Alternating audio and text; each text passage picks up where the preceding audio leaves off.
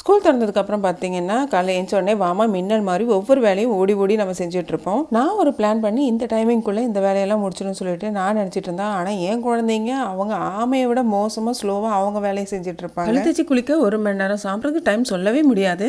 சின்னவனை அதனால் நானே ரெடி பண்ணி அவனுக்கு டிஃபனும் ஊட்டி விட்டு ஸ்கூலுக்கு கிளப்பிடுவேன். பெரியவன் வந்து சப்போஸ் சாப்பிடாம முடிச்சிட்டு இருந்தானா அவனுக்கும் கையோட ஊட்டி விட்டுருவேன். பெரிய வெளியே ஸ்கூல் முடிச்சு வந்தோடனே அம்மா ப்ளீஸ்மா நாளைக்கு சப்பாத்தி செஞ்சு கொடுங்க, அதுதான் என்னால் சீக்கிரமாக சாப்பிட்டு முடிச்சு எழுதிருக்க முடியுது அப்படின்னா, அதனால் என்னோட 7வது அறிவை யூஸ் பண்ணி ஒரு நாளைக்கு முன்னாடியே சப்பாத்தியை தேய்ச்சி உருட்டியும் வச்சுக்கிட்டேன். மறுநாள் காலையில் ஏஞ்சி கூட நம்ம சப்பாத்தி தேய்ச்சி சுட்டுக்கலாம். இருந்தாலும் அவசரமாக கொஞ்சம் டென்ஷனாக செய்கிற மாதிரி இருக்கும். அதனால் ரிலாக்ஸாக ஒரு நாளைக்கு முன்னாடி தேய்ச்சி வச்சுட்டோன்னா இப்போ சுடுறதுக்கு ஈஸியாக இருக்கும். காற்று போகாத அளவுக்கு கொஞ்சம் டைட்டாக மூடி வச்சுருங்க. அப்போ தான் வந்துட்டு சாஃப்டாக இருக்கும் சப்பாத்தி. சோம்பு, பிரிஞ்சியெல்லாம், கிராம்பு, வெங்காயம், தக்காளி, இஞ்சி, பூண்டு, தேங்காய், கொத்தமல்லி, கொஞ்சமாக முந்திரி இதெல்லாம் போட்டு நல்லா வதக்கி அரைச்சிக்கலாம். சோம்பு போட்டு தாளிச்சிட்டு அரைச்ச பேஸ்ட்டு, மஷ்ரூமு, குழம்பு மசாலா, ஜீரகத்தூள், கரம் மசாலா, கடைசியாக கொஞ்சம் தயிர் ஆட் பண்ணிட்டோன்னா சூப்பரான மஷ்ரூம் கிரேவி ரெடி.